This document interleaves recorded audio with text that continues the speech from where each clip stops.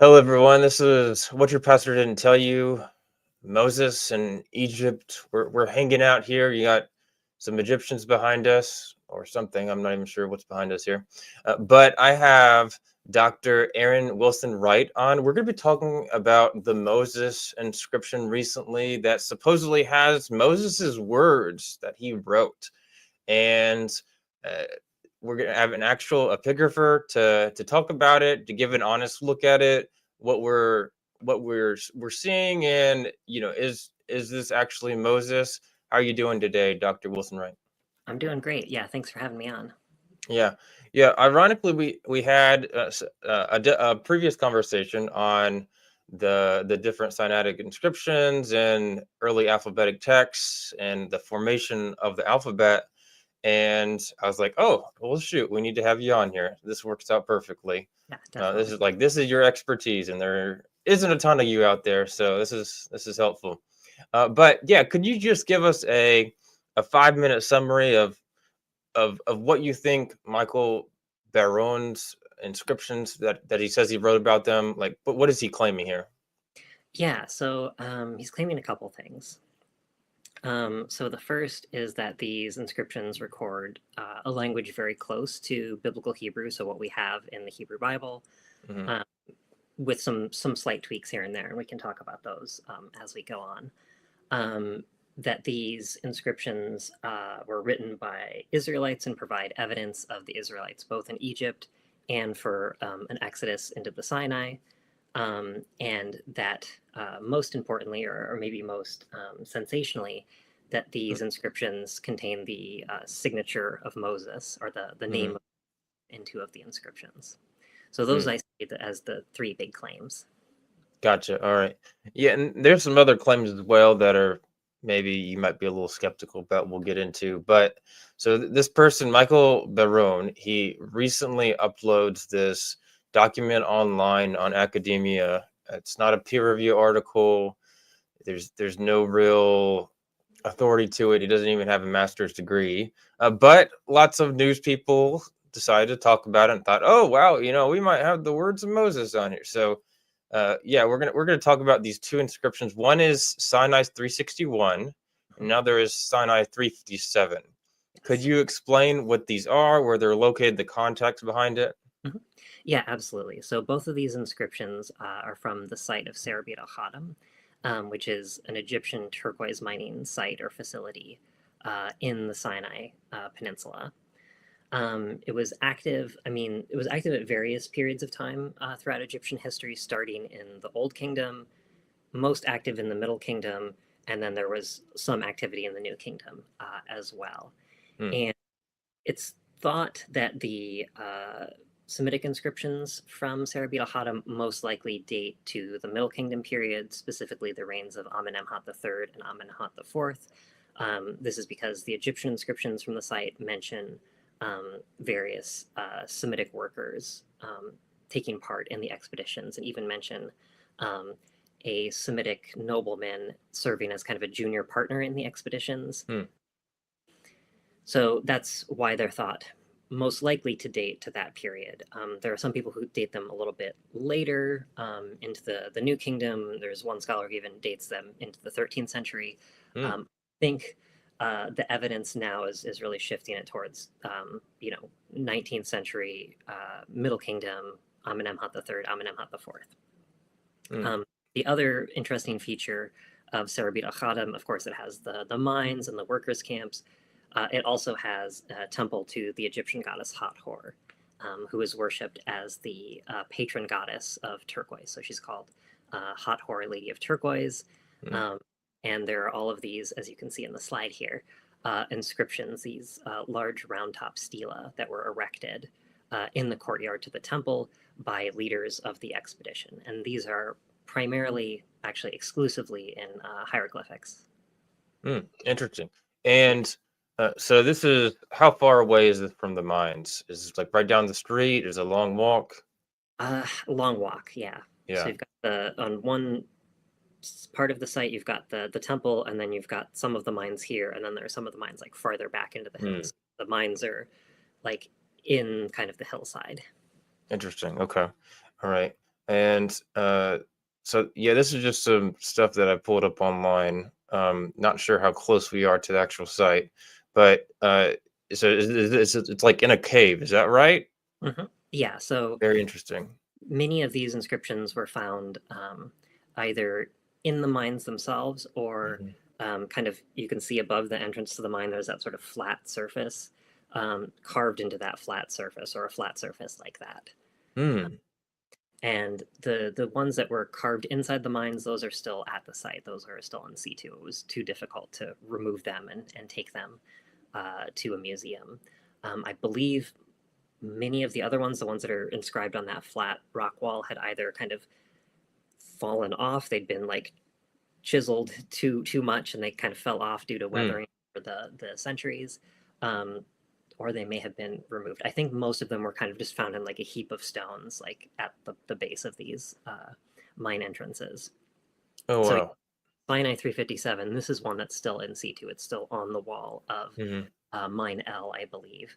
And then Sinai 361, this is one that was found on a wall like outside one of the mines. I think that one's outside of mine N. Um, and it had fallen down, and you can see here on the slide on the left side, there's like a bunch of damage to the inscription. So this like bit that's in lower relief, like this is part of the surface of the inscription that has broken off, either due to weathering or that it fell. Unclear what exactly happened. Hmm. We do know, so this is not a photo of the inscription itself. This is one of the casts from the Harvard Museum of the Ancient Near East that Barone photographed, and this is one of my photographs of the same object. Um, in the case of Sinai 361, we do know, so the actual inscription has been photographed in the last 6 years or so. Parts of the inscription have actually broken off. So part of that like lower little bit that's coming off the right side has broken off and has become lost. Hmm. So we don't actually have the full version of the original inscription anymore. So in this case, actually, the cast is super useful to have. Oh wow. So you're saying the original we don't have, but the cast, which was made, is kind of. I mean, maybe it's a little complicated for me to describe because I don't know what I'm talking about, even though I was supposedly there. Um, well, I guess we didn't have cast back then, so maybe that's my excuse. But yeah. So either way, so this is a cast, so it's like not the original, but it's like really, really highly accurate and gives us a good indication of all the indentions and stuff like that. Yeah, Gotcha. exactly. So, yeah, what they did, these were Hmm. made in, I believe, 1930 or 1932. They basically just poured plaster on the original inscription, like removed it, and then poured Mm. plaster again on that to create a negative of the Oh wow. positive they had just created. So yeah, it is a very highly accurate representation of the original inscription. And yeah, as we talked about, part of the original inscription is lost. Like we don't have the Interesting. full version anymore. Awesome. And do we know if the people that were here, in these mines, were they slaves, workers? Probably not slaves.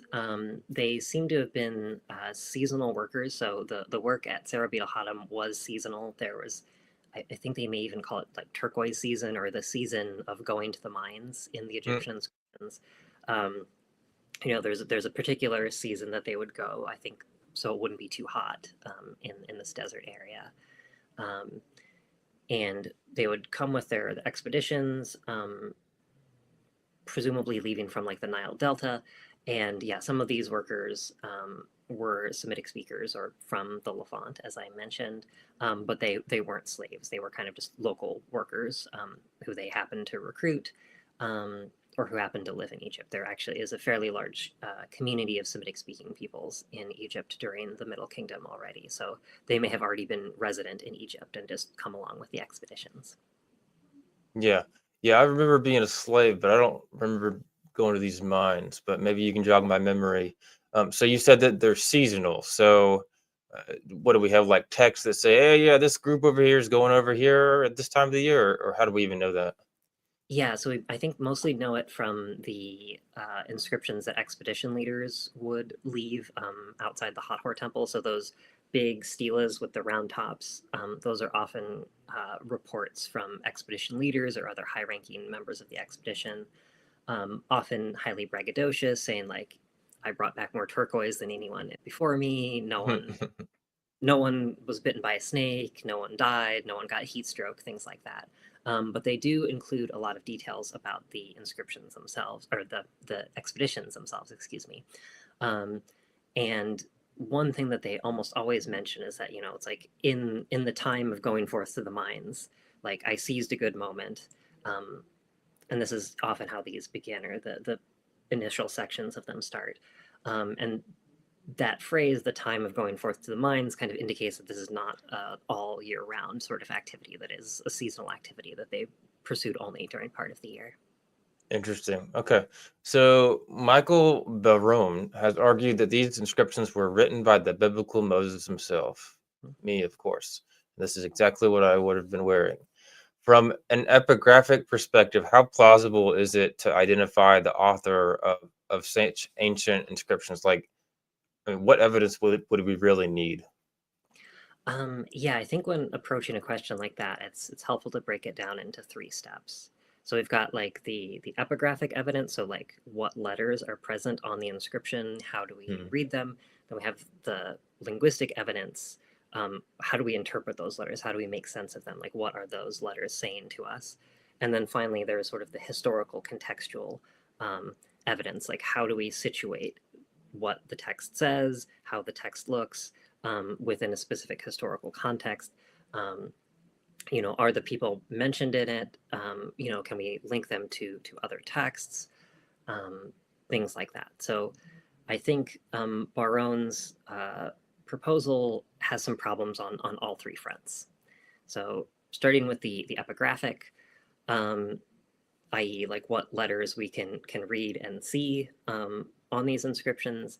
The biggest problem here is that in both cases, in both Sinai 357 and Sinai 361, the sections that he reads as being either, this is from Moses or saying of Moses, those letters do not actually seem to be on the inscription. This seems to be a blank part of the rock for the most part.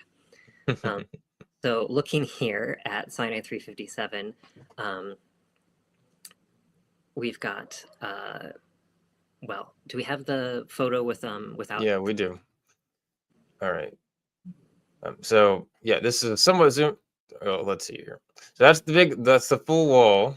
And you even got some stuff looks like it's way down low there too. But Yeah. we're right in the middle here. And we zoom up a little bit. You can tell that there are some inscriptions that clearly inscriptions like, yeah, little shapes and all that stuff. And scholars pretty much agree with that. As far as there's something there. And then there's this section right here. It's like, well, what is going on there? And uh, might not be the best quality.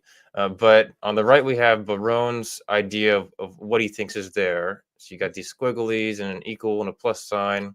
You can kind of see them right here. Um, Maybe not the best quality. Sorry in advance.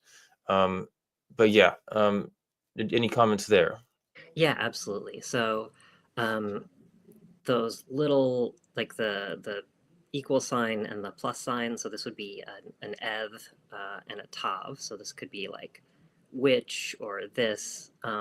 These have been noticed by other scholars working on this text.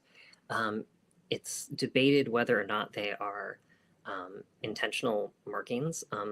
They do look somewhat similar to the other intentional letters that are sort of universally read in the inscription, in terms of like their color and their width, and as much as we can tell about the depth of them, Hmm. and the texture inside. Like there are all these like little fiddly details that epigraphers like to look at, when distinguishing between something that's an intentional mark that's meant to represent a letter versus, something that's unintentional, say like a tool mark or a shadow cast by an imperfection in the rock surface, things like that.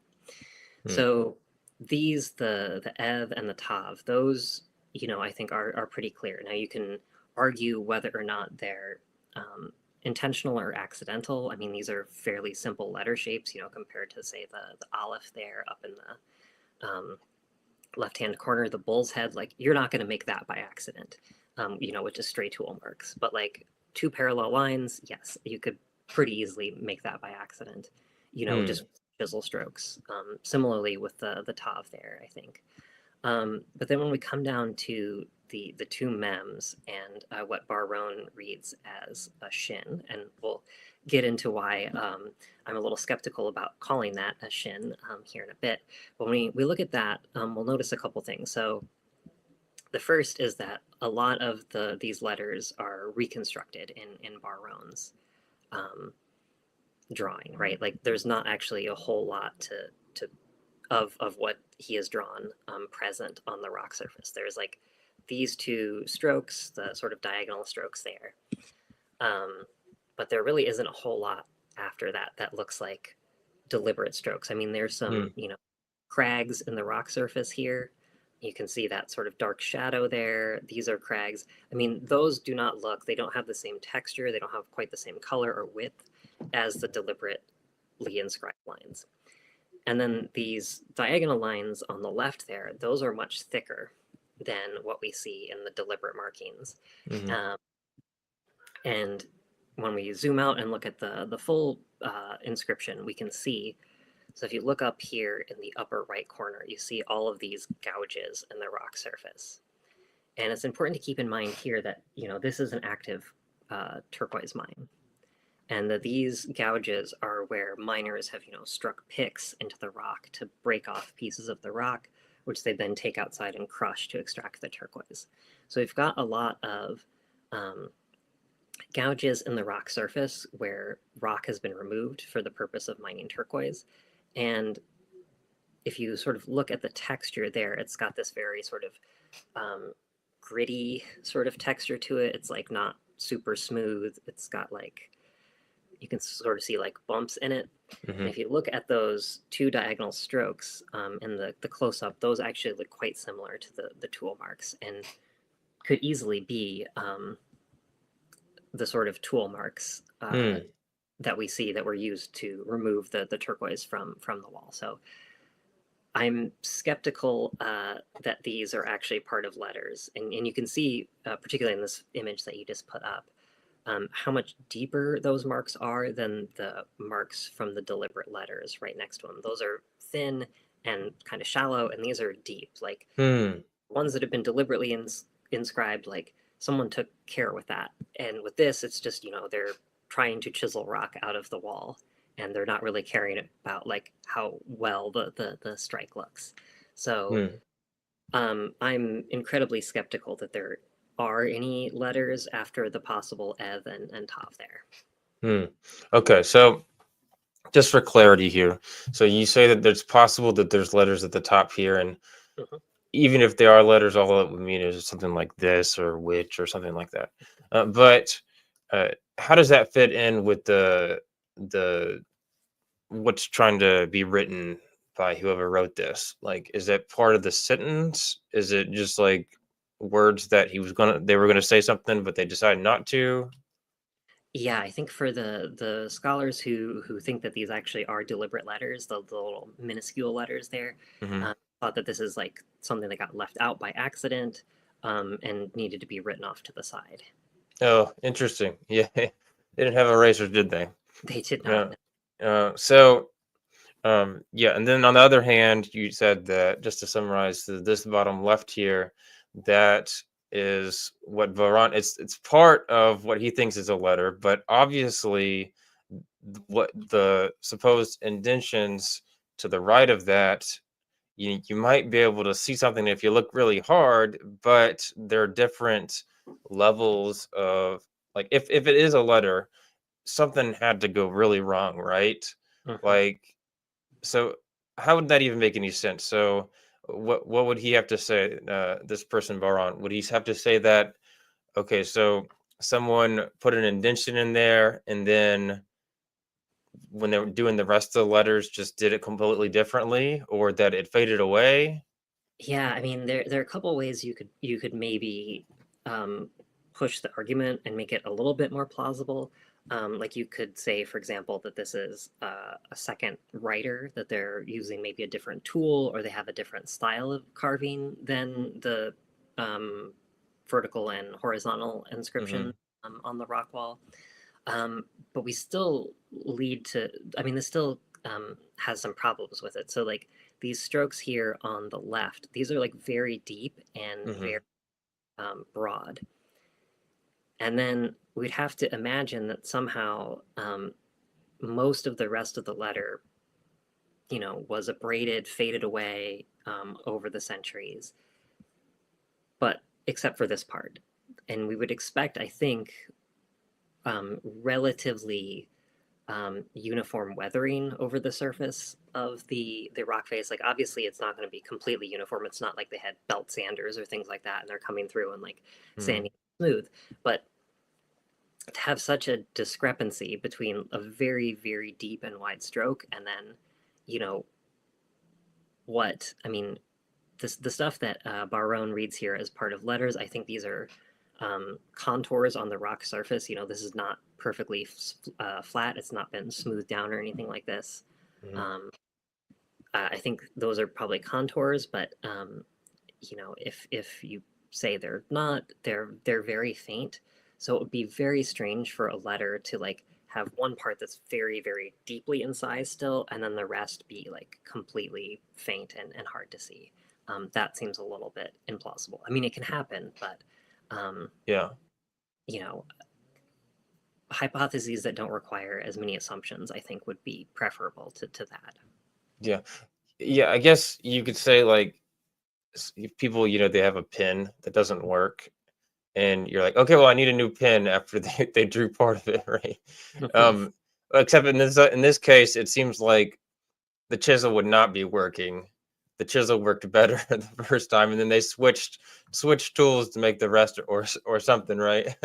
Yeah. But as you said before, like the question for you is clearly what is most likely, what is the most probable, and if these chisel marks to the left here, they have a better explanation being that this is a mine, and naturally these things are going to be chiseled out, and it doesn't have to be a shape. Well, then that really does change things. And of course, another big thing is that it's very different than the other inscriptions. So, yeah, I really appreciate those points there. Let's see. I also wanted to talk about the actual translation that he gave. So, this is kind of like one of those things where it's like, well, there's so little evidence for it anyway, so it's even worth talking about a translation. But I just wanted to ask you, did you have any thoughts on the translation? Like, is what the proposed translation that was given, is that even probable, or do you have any thoughts there? Yeah, I think in the case of 357, the translation for the letters that Barone reads, it's grammatically plausible. Like there aren't any glaring problems with it.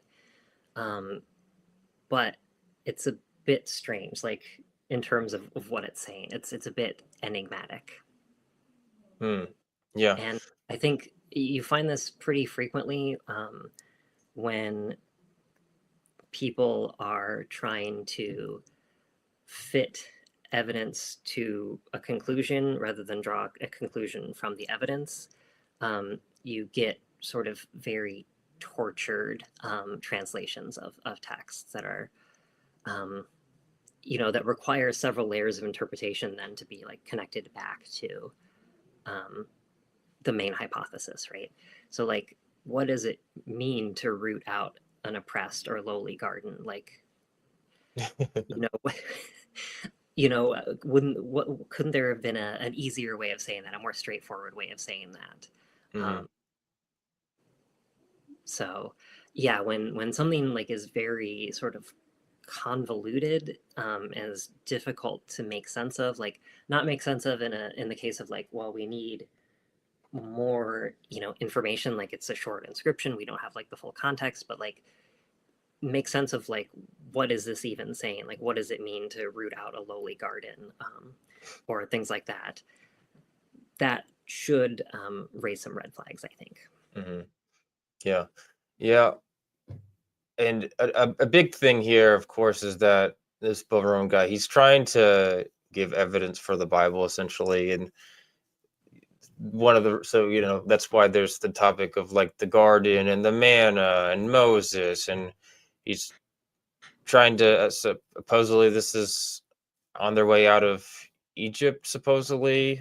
Or, and there's also the interesting question of, supposedly this cave or the place is called like the place of slaves. Is that right? Uh, Is it Serabit el-Khadim? It doesn't have that some slave name or something like that. I'm not sure actually. Okay. Either way, it doesn't really matter because, as you said before, it's unlikely that there were actually slaves here. But that's part of the idea. It's like, oh, well, this place is known for having slaves, and then you got Moses' inscription and garden and manna. Um, but just before we go on to the next one, I wanted to ask you, with these inscriptions, what kind of stuff has scholarship said about maybe not this specific inscription, but other inscriptions at this location? Has other scholars tried to say that this is talking about some biblical narrative? Yes, so there actually is a pretty long tradition of connecting these inscriptions to specifically Moses and the Exodus. Hmm. Not one that's, one widespread approval from the scholarly community or anything like Hmm. that. I think already in 1923, there was a whole book saying that these are Alt-Hebräisch. The book is in German, so they're the Old Hebrew. And I think the Hmm. book already claims to find the name Moses in these inscriptions. Um, in 1987, William Shea has a paper that connects these to the Exodus. There's, of course, in recent years, the book by Douglas Petrovich connecting these to the Israelites. So there is a long tradition of connecting these texts or seeing these texts as a potential like hook for the biblical stories. But I think in the mainstream of scholarship on these inscriptions, these conclusions have not won widespread acceptance. And I think the fact that we keep Hmm. getting different, I mean, because none of these proposals are like pointing to the exact same thing. Like they're parts in common, but they each have their own sort of unique spin on things. But I Hmm. think the fact that these proposals keep being made is a sign that maybe this is not a good road to go down in terms of trying to interpret these inscriptions. That you know various attempts have been made to connect these Hmm. to the Bible. Um, None of them have found widespread acceptance. So, what makes us think that trying that again will work out? So I think maybe people not as familiar with scholarship, how it works and all that, might be thinking, oh, well, it hasn't given widespread acceptance. Well, I could think of lots of reasons why that's the case, because scholars are biased and they have anti-Bible, and they just don't want it to be true and all this other stuff. Could you talk about like how you approach that? um I mean, do you have any reason to think that you're trying to disprove the Bible or something like that? I mean, no, I think when approaching these texts, like I'm not setting out to disprove the Bible or anything like that. I'm just trying to come up with the most economical explanation for the text and the data that we have. And I think trying to connect these to the Bible requires so many more assumptions, so many more special arguments than just interpreting them in context. Mm, Um, that I would prefer just a simpler explanation that doesn't make all of those assumptions, doesn't bring in all of this other stuff. Um, mm, but that doesn't mean I'm trying to like disprove the Bible. You can still believe whatever you want about the truth value of the stories presented in the Bible. I'm just saying that these texts do not provide evidence for those stories. mm. Yeah. Yeah, that's tough because there's certainly people out there that, I don't know, for whatever reason in their past, they don't want the Bible to be true, or don't want to be, or even feel good about themselves when they say, "Oh, the Bible is wrong" or something like that. But no, from my experience talking with scholars that are either Christian or non-Christian or atheist, and by the way, other than a very specific, extremely conservative couple of, or maybe just one scholar that I know of, if we want to call him that, um, that has promoted this idea. other than that, there's no reason to think any scholar is going to accept this. Or, of course, this has actually been out. This idea has been out for a few months now, because it was promoted on the Patterns of Evidence video, and of course, no scholars are taking it seriously. But I mean, that includes Christians. So it would be kind of insane to say that Christian scholars are trying to disprove the Bible or something like that. You know, that's wild. Um, but yeah, so let me see if there's anything else I wanted to mention there. Yeah. Oh, one other thing before we get to the other one is, in this paper, he says the original readings presented reveal the language to be an early Northwest Semitic, very close to Biblical Hebrew, with elements of Aramaic. So, what do we know about these inscriptions? Do they have anything to do with Hebrew or Aramaic? I mean, only in the sort of trivial sense that they also record a Semitic language, but not necessarily one that's close to Hebrew or Aramaic. Hmm. Scholars have assigned the language of these inscriptions to various categories. I think for the most part, no one has gone so far, outside people who are trying to claim that these, refer to the Exodus or the Israelites in Egypt, specifically that these texts record Hebrew. I think most scholars tend to err on the side of caution here, saying, "Oh, it's an early Northwest Semitic language. It's an early Central Semitic language." So some even say, it's an early West Semitic language. We're going from like the smaller group to the larger group here. So Northwest Hmm. Semitic, Central West Semitic, um, and what's most likely, I mean, given that these are, you know, uh, small set of inscriptions, the sort of chance finds, they're not really associated with any larger archaeological remains. As far as we know, it's very difficult to connect them to a known Semitic language.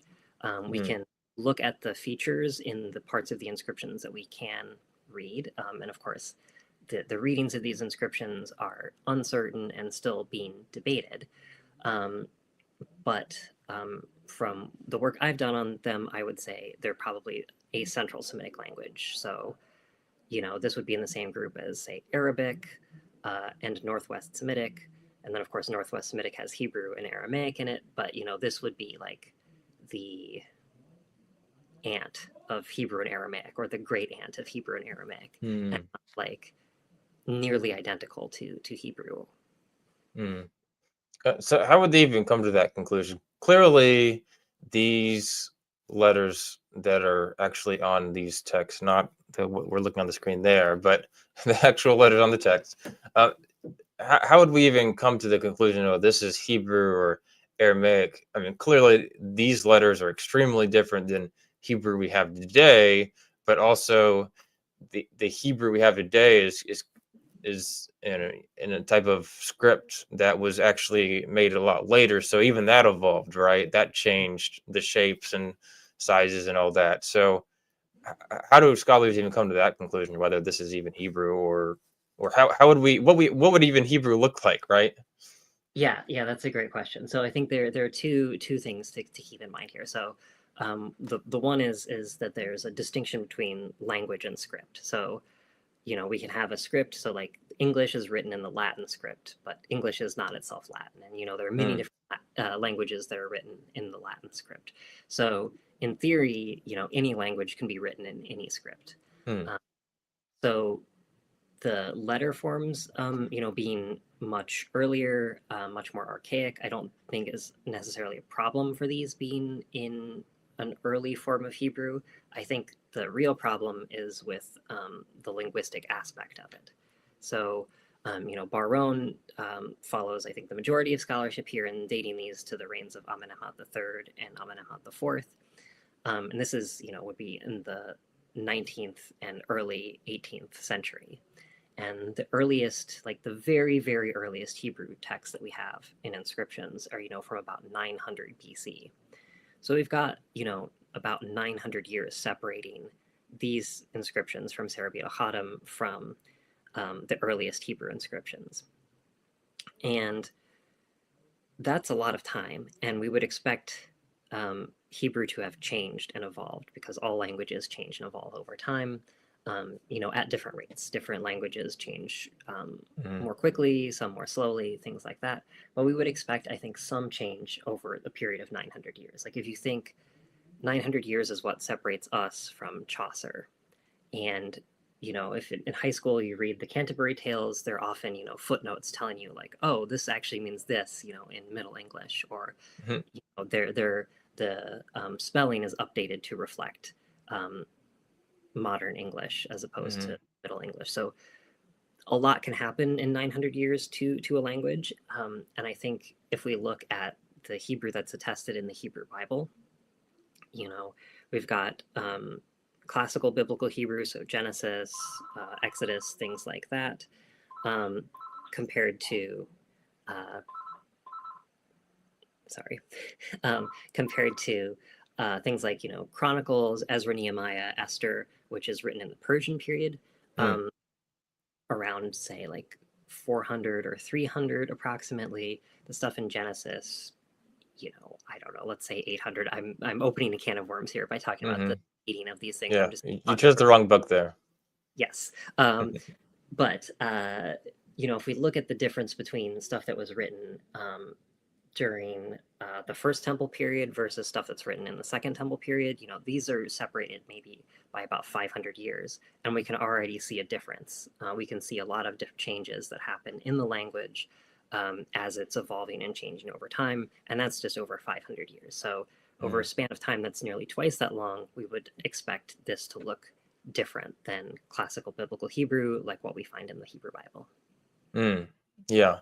Yeah, and I imagine also things weren't standardized in the very earliest stages of this supposed script, Yeah. so that changes things too. Let's see here. Yeah, the reason that's important to bring up is one, his interpretation. Well, actually, let me ask you this: does his interpretation require it to be Hebrew or Aramaic? Um, yes, there are certain things that he interprets that pretty much have to be Hebrew or Aramaic. Okay. There are a couple of places, not in the inscriptions that we're looking at, the ones that have Moses in them, Okay. um, but there are a couple that have the way words are spelled reflects sound changes that only happen in Aramaic, Hmm. and also only happen in about the 5th century BCE. So much later than these inscriptions would Yeah. date. The other problem is that then there's like a mix of forms that reflect those sound changes and there are forms that don't reflect those sound changes. So, Hmm. we'd have to assume that there was, something to explain why there's this discrepancy. And so we're adding another layer of assumption onto the interpretation of these Mhm. texts. Yeah. The other thing, so that would probably indicate Aramaic or Aramaic elements in the text. Mhm. There's also the word for that or which, spelled as just shay, which is a very Hebrew way of spelling it. We also get this form in Phoenician as well, um, but it's basically either Phoenician or Hebrew at that point. Um, so, yeah, reading it this way does basically require it to be biblical Hebrew with elements of Aramaic in it.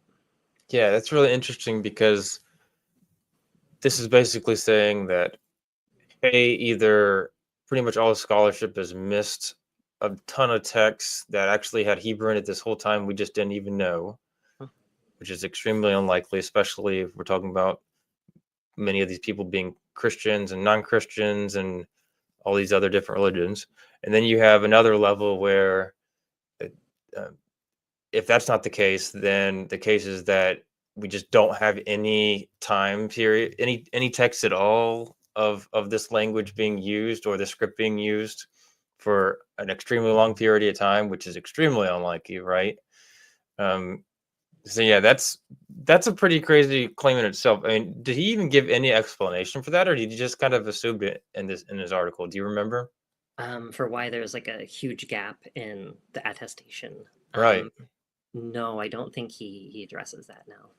Yeah, that seems like a big flag there. Um, so I did want to comment on one thing. So I think you mentioned it's your understanding that he holds that this happened around 1800 BCE. Is that right? Yeah. Okay, so I'm not an expert here. I certainly didn't spend as much time as you did or anybody else reading his article. I know that with his view that I think he believes in like David Roll's chronology, and that kind of confuses things because David Roll moves the typical chronology for when Egyptian history occurred, moves it up 300-400 years, and that changes things a little bit. I've heard that some said that Baron thinks that this all occurred in something like 1400 BCE. I don't know if that's true or not. In the slight chance that it is, does that change anything of what you said so far? No, I think the relative dating of those texts, I think, would still be the same. And if I remember correctly, I think they actually, in terms of synchronizing what's happening in the Levant with what's happening in Egypt, they moved the Levantine chronology backwards, so that Solomon, rather than being in the early Iron Age, is now in the late Bronze Age. Yeah. And that would push, the Exodus back, potentially, I guess, to, about 800 or so. But, I think this is like another layer of assumptions. It's a huge ask to ask, people to just completely change the chronology that people have worked out over the course of, a century. And we have, lots of good data points here to ask to, mess all of that up, to change all of that for these inscriptions is a pretty large ask, I think. It entails a lot more assumptions than just going with one of the more widely accepted chronologies. Yeah. So let's see here. Yeah, right. So whatever his specific view is isn't necessarily relevant. Whatever it is, it's a huge difference from what mainstream scholars actually say, and it's an extremely small minority that actually. And I was told by another Egyptologist that there is no other Egyptologists that hold this view by David Roll, which should say enough in itself. I guess hypothetically, there's somebody out there that is. On the other hand, these views clearly are requiring a lot of not assumptions, but a lot of scholars on multiple levels to be wrong about huge main things on just many different levels of this. So many different, which is incredibly not probable at all. Like, it's extremely unlikely that so many people would be wrong about many different things here. Of course, there's so little arguments given for it, and of course, it's all given by someone that doesn't even have a master's. That is that's a pretty big task. That if you don't understand anything that's going on here, I think the average person could maybe comprehend how that would be unlikely. Just essentially some random guy off the street is like, hey, yeah, I can solve everything, and it just happens to disagree with pretty much everything we know about these texts and history and all the other things. But any comments there before we keep going? No, I don't think so. Okay. Alrighty. So let's talk about Sinai 357. No, that's what we just talked about. Let's talk about. Oh yeah. I was going to ask you. So there is the text to the left, right, of Sinai 357. So is there any credible views that mention anything about Moses to the left of this here? The proposed inscription. So we have the pink letters, but what about on the left side? Is there any reason to think this has anything to do with Moses? Yeah, no, there's no sequence of Mem and Shin there. So, yeah, I don't think so.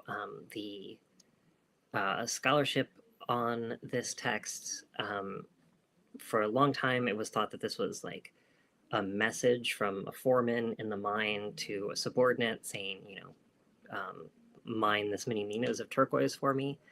I actually wrote an article on this inscription that got published in 2016 that says you know, if why would a mining foreman go to all the trouble of carving something into the wall? Like, why wouldn't they just tell the subordinate what to do? Like, why Mm, wouldn't they communicate in the most effective way possible? So, um, I suggested that this is a dedicatory text to the god Teshub, so the Hurrian god Teshub. And I would read it as something like, to Teshub, Bebmen has fulfilled a vow because he heard my word and gave me rest.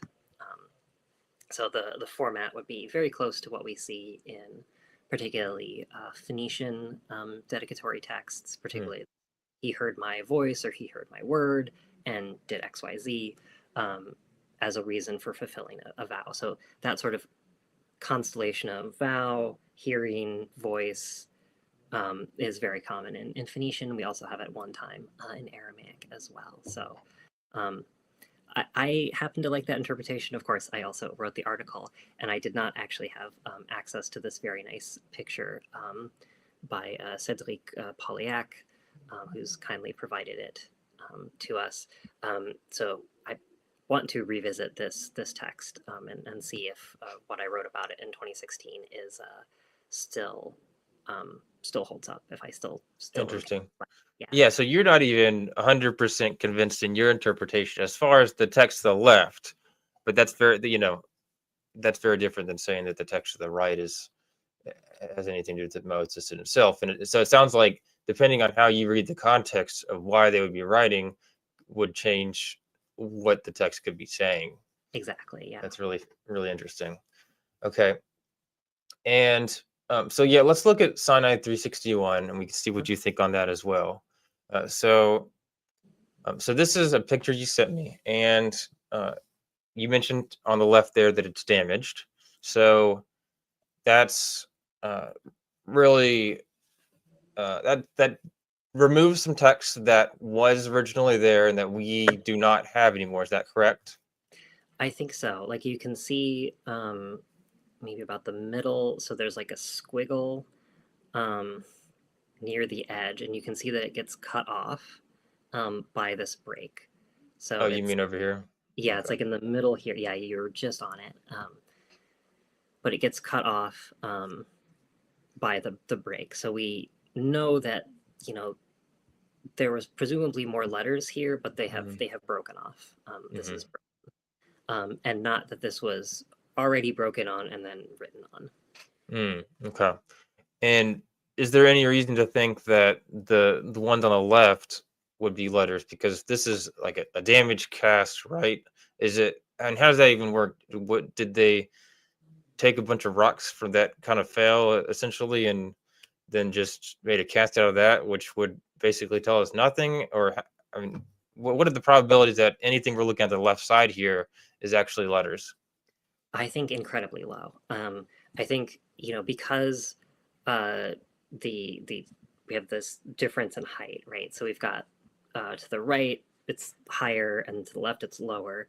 Mm, This suggests that if there were letters here, that they probably were on a surface that broke off and is now lost. mm, Particularly because some of these letters seem to get cut off by that break. mm, And that suggests that they continued on to that part that was broken off. And so the letters that were on the right hand side, that part, were on a part that broke off that was at the same sort of height as the rest of the inscription. So I think it is very unlikely that anything that's present in that depressed hmm. area of the inscription is a letter. Interesting. So, and then we have on the right here. Do we know what happened with the crack here? Yeah, I think this was in two pieces, but it was realized that they joined together. Okay. All right. Yeah, because they fit so well. Gotcha. All right. And so this is the photo you sent me, which Mhm. is I found pretty funny, as I was telling you earlier, because his inscription kind of goes off to the right here, as we'll see.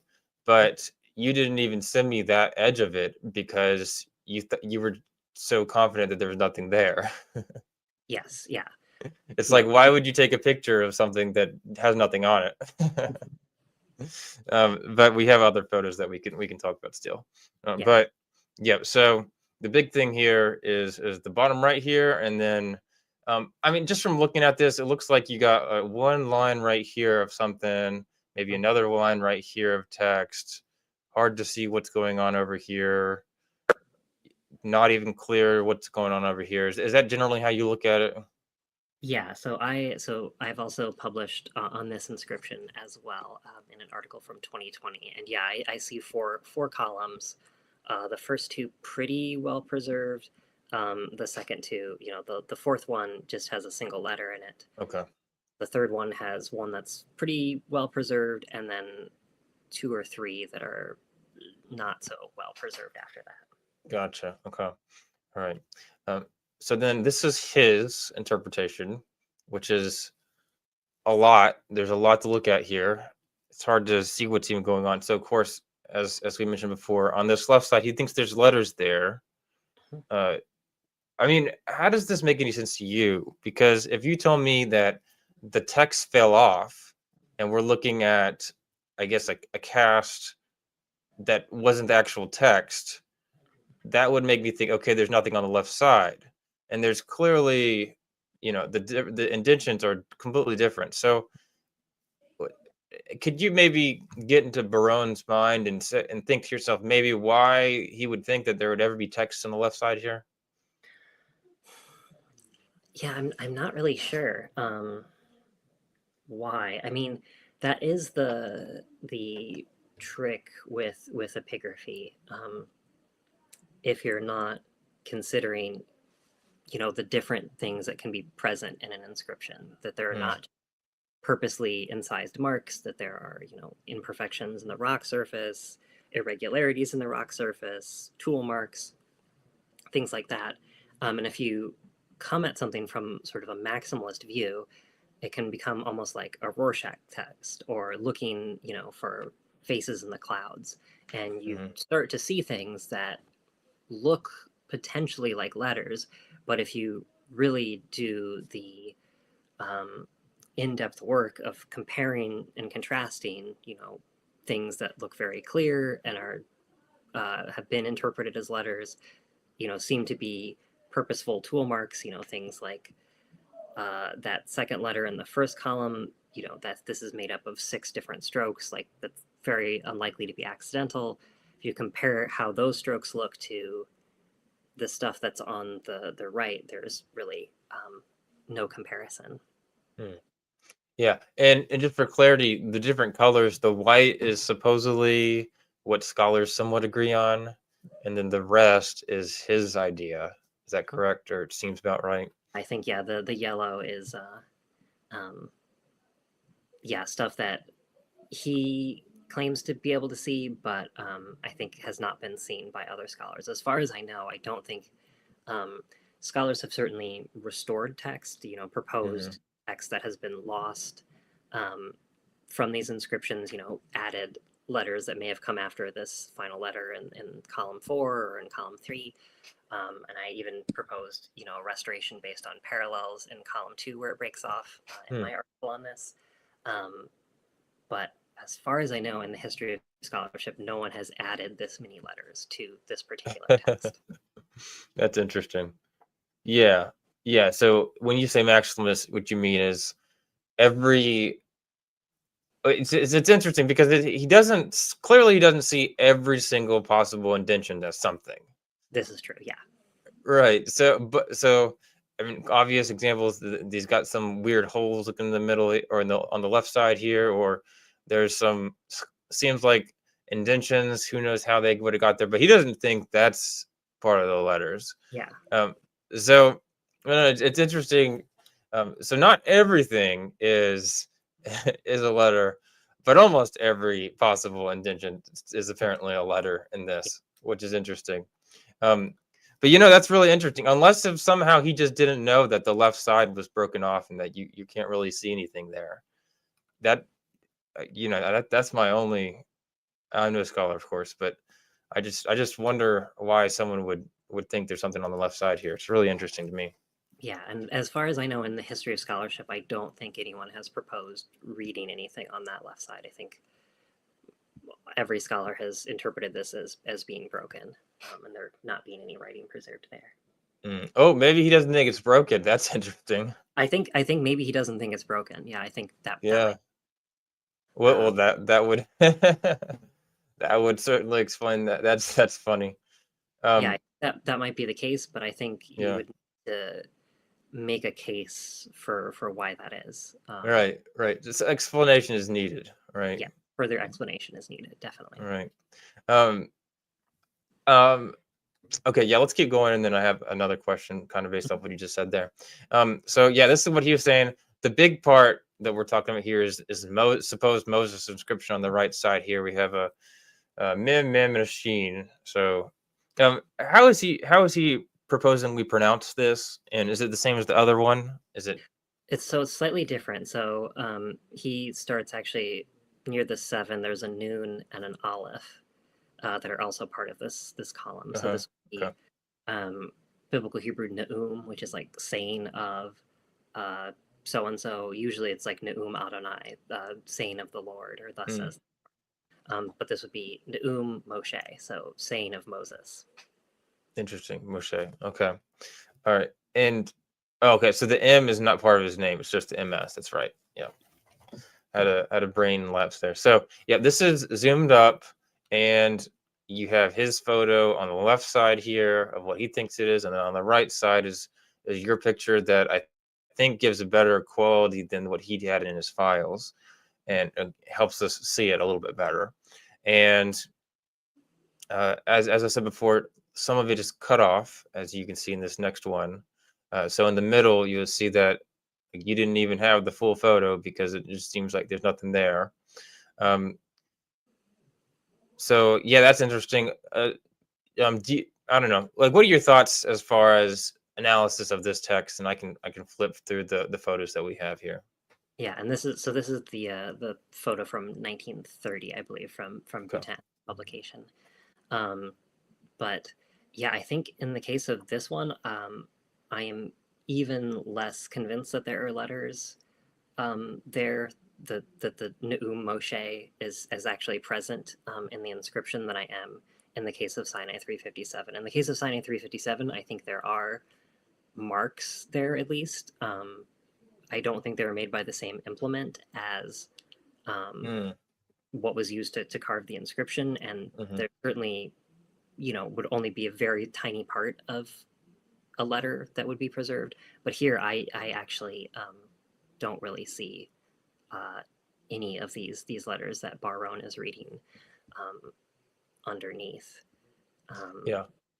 yeah, I can kind of. I mean, there is like this sort of dip in the rock face that like looks like it could be the arch of the shin or the thon there, but these other letters I'm just not really seeing. I think these are just part of the texture of the rock surface, and they Hmm. look quite different than the purposely incised letters. They're much shallower. Hmm. Um, they have sort of a different texture. They're of variable depth compared to the sort of continuous or the uniform depth in the intentional strokes. Yeah, I find it very hard to believe that these are intentional letters. Yeah. Yeah. So Barone, he kind of gets around this different uh, indentation size Mhm. by saying that it was written later. Um, Now, I guess how you know that is difficult, other than just because it looks different. But um, I'm curious though. What about I don't know if you see it on the screen. There's some, I don't know if it's a shadow or what, but it does seem to match up with the shape that he wants to have here. It do you, what is that if it's not a letter? Yeah. Can I share my screen or share something Yes, really quick? Let me please do. loaded. So this is why it's very important to examine inscriptions in person or use something like an RTI version of it. So let's see if I do this, share screen. easiest with 2 monitors. Okay. I think we're briefly going to get infinite whatever, but can you see that okay?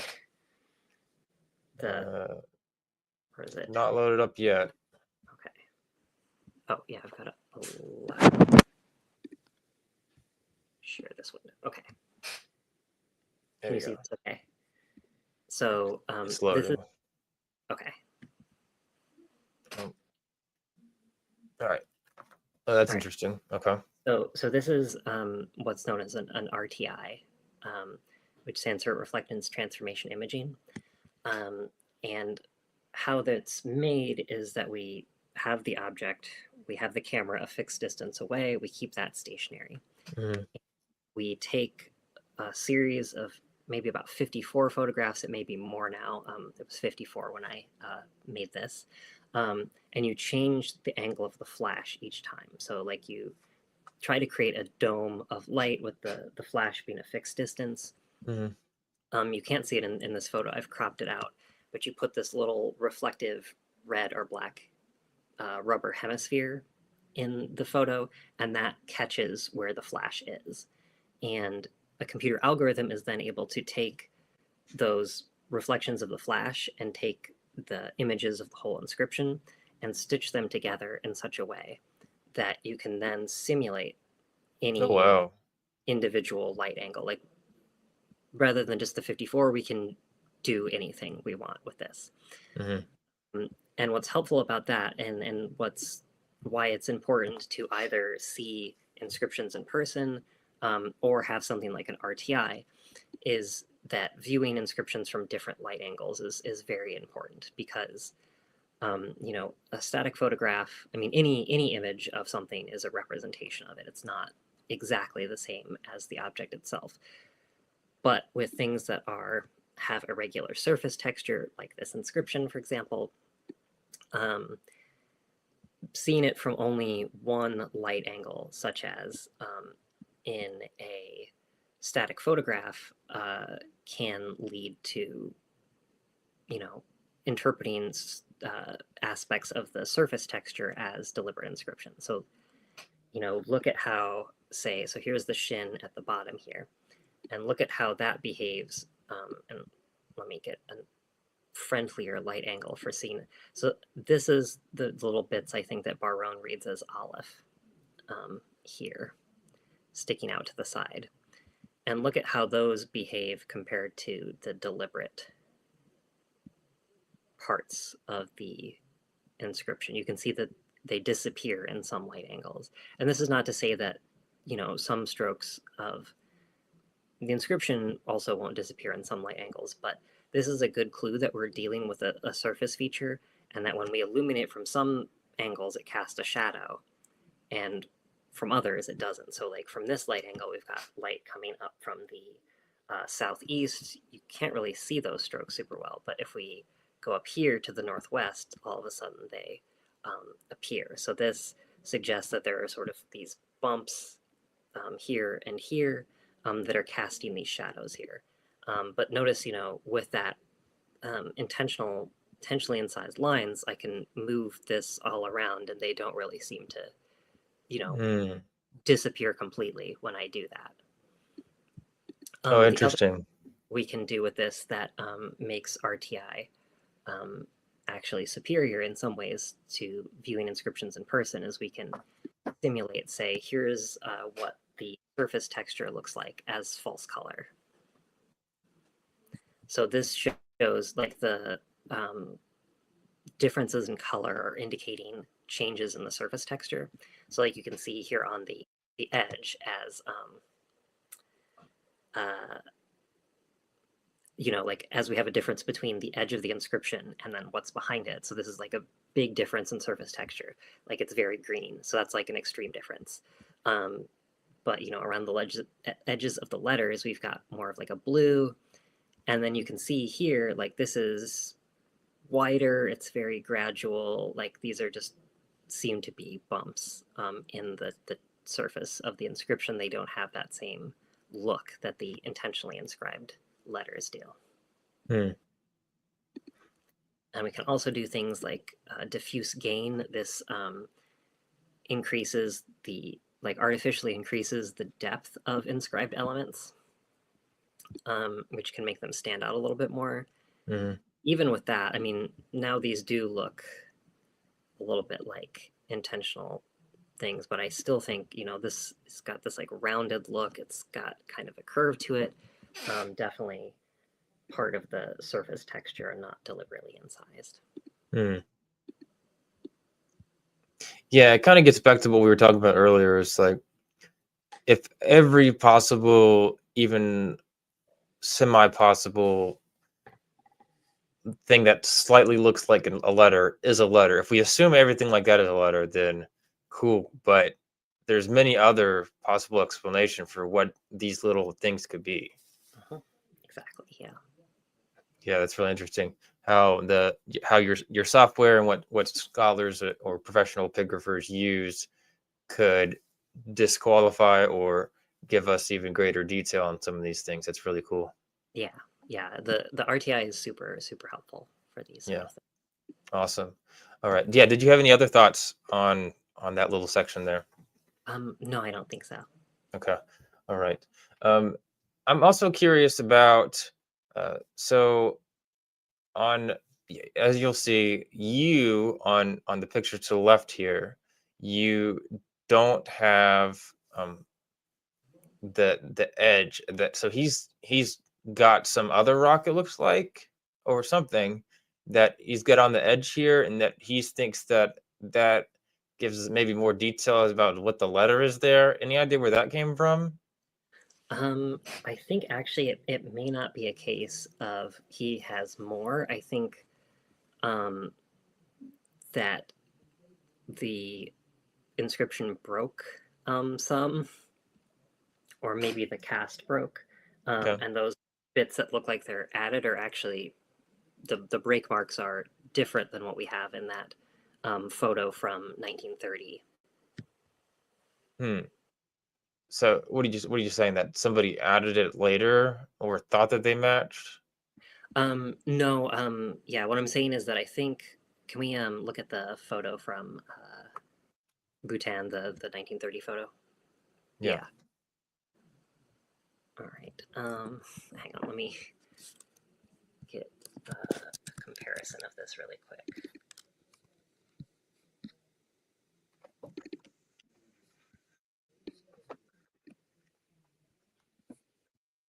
Yeah, I think so. I think what has happened is that, well, actually, maybe there is. Oh, you know what it probably is when you do plaster, Hmm. you know, you put like this in like a box, basically, like a wooden box or like a cardboard box, and you pour the plaster over it, Hmm. um, and then you remold it to get the correct orientation, so that you're not getting a positive, you're getting the, or yeah, you're getting the positive and not the negative of the image. And so I suspect maybe that the they don't quite match because there is just extra plaster on the side. Hmm. Would be my assumption there. So extra plaster, not from the actual thing, but just like leftover plaster from making it.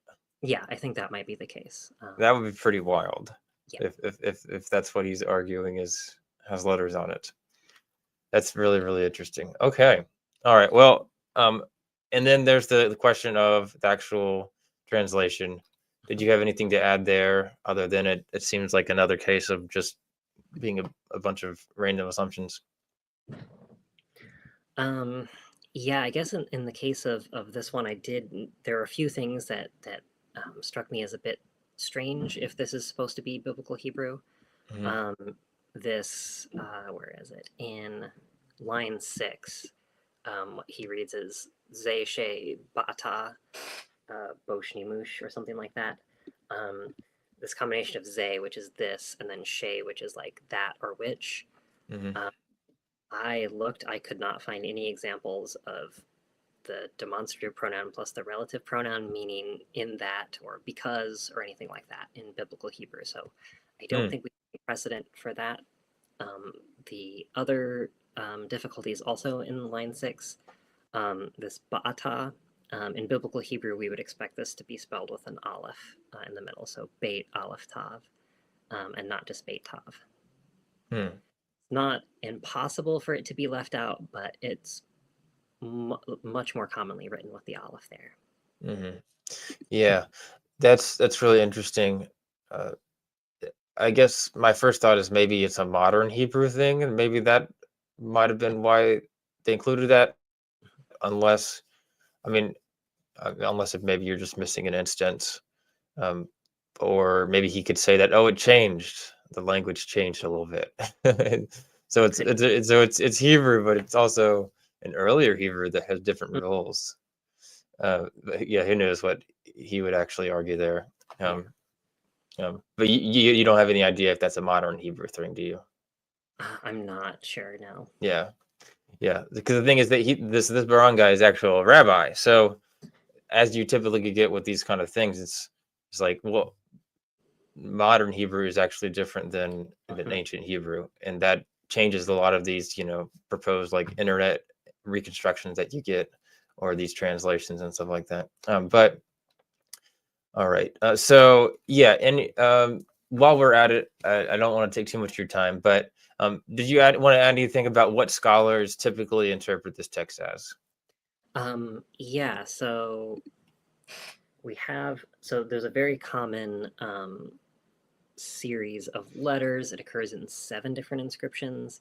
It's mem, sometimes an aleph, bait, sometimes an extra bait, ein, lamed, tav, which has been interpreted since very early in the study of these inscriptions as beloved of the lady.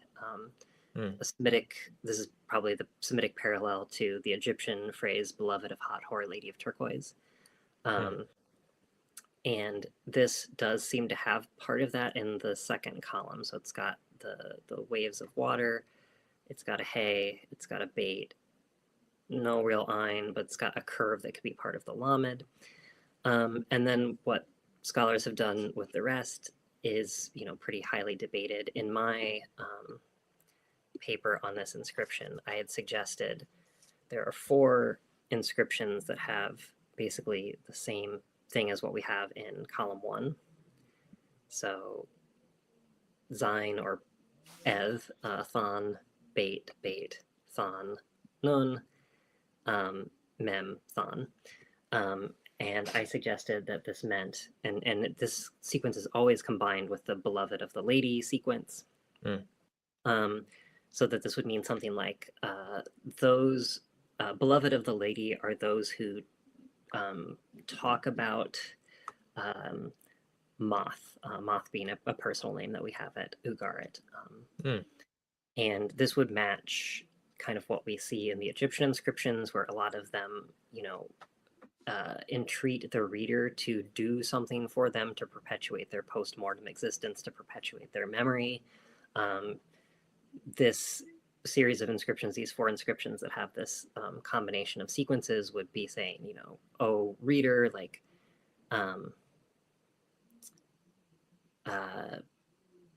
you'll be blessed or you'll be beloved of the lady if you tell people that you saw this inscription, you saw this guy's name here. That's really interesting. And is there, or did you want to add anything about if there was any arguments from supposedly the biblical references to on this text?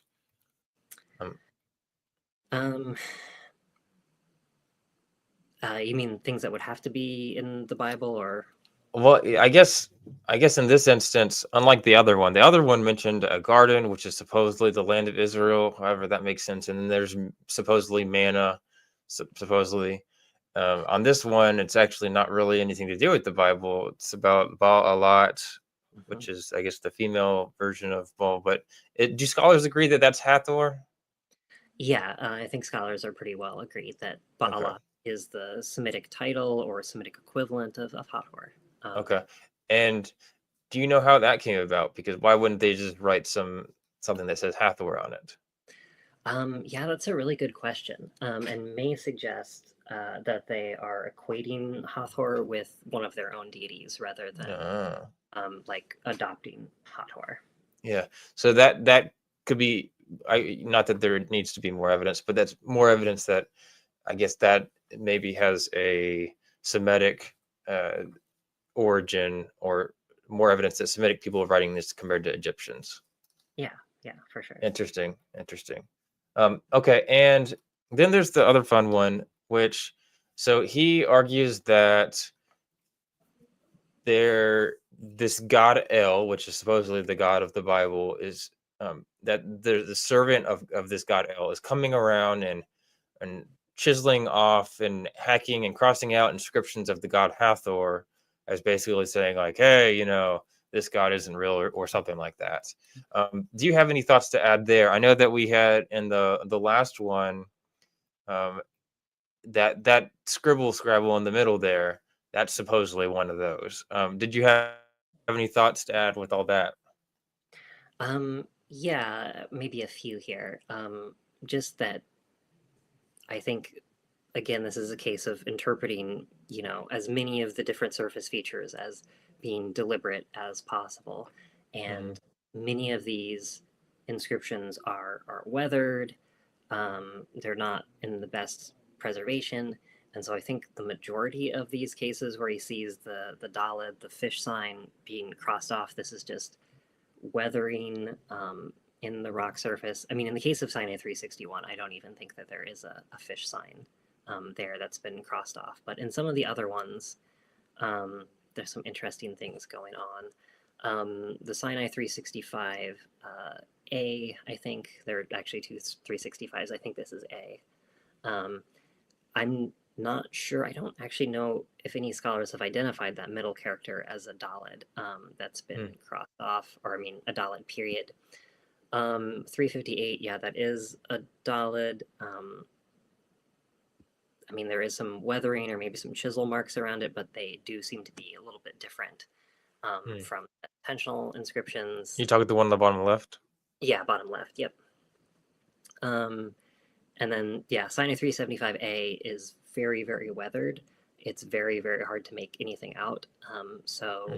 Any damage to the fish signs there, one of which I think is pretty clear. The others I'm not 100% sure on, like that upper one. I'm not sure if that's actually a fish sign. This could just be normal weathering to the rock surface. Yeah. The one interesting is Sinai 352. And I think here, maybe this is an idea I'm toying with. I haven't fully fleshed it out yet for publication, but that you can see that the fish sign overlaps two columns of text, and there's a bunch of lines inside the fish, and also sticking up, some of which may be part of like a dorsal fin or something like that, but there do seem to be an awfully lot of them. And my thought is that maybe... Are you talking about top left? The middle, top middle. Middle top, okay, sorry. Oh, no, you're fine. My thought is that someone has drawn this fish later, overlapping letters that are in those two columns. And that's why we've got this like letter that overlaps two columns. We also have these two noons here that are not kind of in line with the columns. They're not always the best at maintaining straight columns, but their position here seems a little bit strange. And we do have a personal name, Nun. Think of Joshua, son of Nun. And Nun means fish. So one possibility is that someone has like graffitied their name here, like Nun was here, and they put like a little fish. Hey, look, it's a fish and my name. So like that could be kind of analogous. I mean, it's defacing an existing inscription, but it's not the same as like destroying a religious symbol, I think Aaron suggests. Yeah, and so nobody better steal your idea. Well, I mean, we'll have the evidence here. Do they have a complaint committee when people steal articles? They say, no, unfortunately. I had that idea first, and you took it from me. I'm going to put a complaint in. I mean, I don't think Sometimes I don't think there's video. I don't think often there's video proof like there would be Yeah. Yeah. So here. we have more evidence now. Yeah. So they're going to open a whole complaint section just for this. Mhm. So no, just for some clarity. So that the one on the top middle there, Yeah. that is an orange. So it's apparently supposedly it's not agreed upon by a lot of scholars, but the two noons supposedly are. So, but you're saying that it could be possible, and that's your idea. But so it's not defacing some religious symbol. It is taking a letter that was already there, putting some, I guess, a fish symbol on top of it to say your own message. Essentially, is that what you're saying? I think so. Yeah. And Yeah, that's interesting. the other interesting thing about the Baron's proto-thesis is that the colors aren't always consistent. So in that middle one, I mean, I think that yellow, like some scholars, I don't see the fish there, but I would say the majority of scholars do. Oh, Um, okay. but also, I think the majority of scholars see these noons here. So Yeah, I'm not really sure what the colors are doing yeah, there. yeah, yeah. And if it wasn't already clear, yeah. So this is just another argument trying to argue, hey, this is what's going on. This has to do with the Bible, and you know, just trying to come up with more ideas. And yeah, I don't know. I haven't specifically looked at these. Obviously for the bottom right, but these other ones, at least from these pictures, it's impossible to tell if there's actually anything there at all because he's kind of colored over it. Mhm. Um, Yeah, and that's a small complaint that I have um, with the presentation of the material. Usually, when you're doing an epigraphic study, you include the photo by itself, mhm. the photo with the drawing, or a drawing without the photo, and that's not always the case. Or Yeah, the two photographs don't match. Like there'll be a photograph of the inscription as is, but it is not the same as the one that he's drawn over. mm, Um, and yeah, it's to have identical ones so that you can sort of compare and contrast. yeah. Yeah, that's a big complaint I've seen with a lot of people that looked at it. So in his article, you only had the right side. You didn't have like the left side, which is just the text by itself, with no writings. But which is interesting because that was a complaint. But then in the Patterns of Evidence video, it shows you the left side, and then it highlights it with some video editing the right side. But as I'm watching that, I'm like, well, you kind of gave it away because the one on the left side, which is what you showed first, did not look like it at all. Like at least in his article, if you only show the drawings, then maybe it looks like something. Like kind of like it primes you if Yeah, exactly. mentally. That's really fun. All right. Well, yeah. Anyways, thank you so much for coming on here. Yeah, absolutely. You've written a number of scholarly articles. Any books recently? Anything you want people to know about? Um, yeah, I've got a book in progress actually about these inscriptions. Oh, So okay. for that in a couple years, fingers crossed. Yeah, yeah, yeah. Well, cool. And no website, YouTube channel, right? That you want people to know about? No. No, you're doing this out of the goodness of your heart. I appreciate that. All right. Well, thank you so much. It's been an absolute pleasure. You do have what is it? You do have I think it was your dissertation. It was Mhm. on Egypt and what biblical text was it? Yeah, so it was the book of Jeremiah. So that was my Jeremiah. um Yeah. habilitation. So in Germany, they've got like something above a PhD that's called a habilitation. Hmm. Um, Germany and Switzerland, and so I was doing a postdoc at the University of Zurich, and just was like, well, while I'm here, I might as well just do this habilitation, just in case. And yeah, that was my habilitation schrift. Oh, cool. Yeah, that's a really really cool book. So people can check that out as well. Do you have a set? Check it. Do you have a chance for one more question? Yeah, absolutely. All right.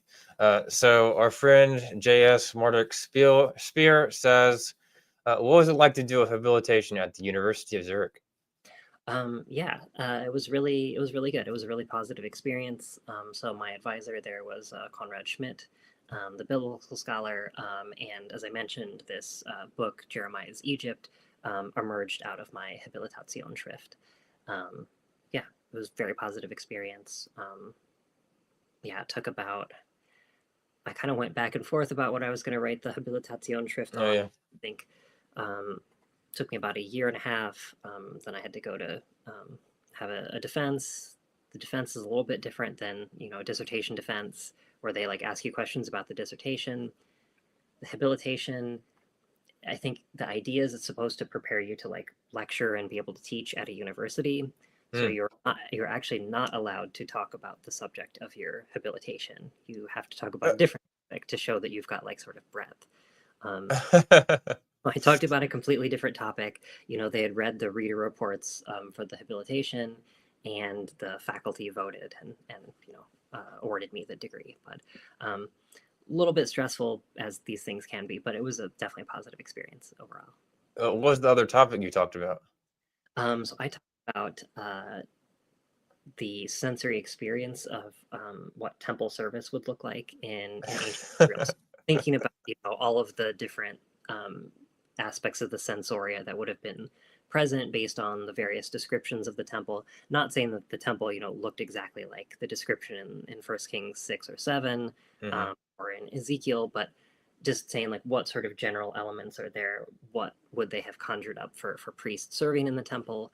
Um, yeah, spoiler alert, it probably would have been very gross smelling, but Oh well, I mean, I yeah. guess there's the incense, but you know, they're basically running a slaughterhouse out in the, you know, outside the temple, where they're slaughtering these animals and then cooking them. uh, Presumably a lot of pleasant smells from that.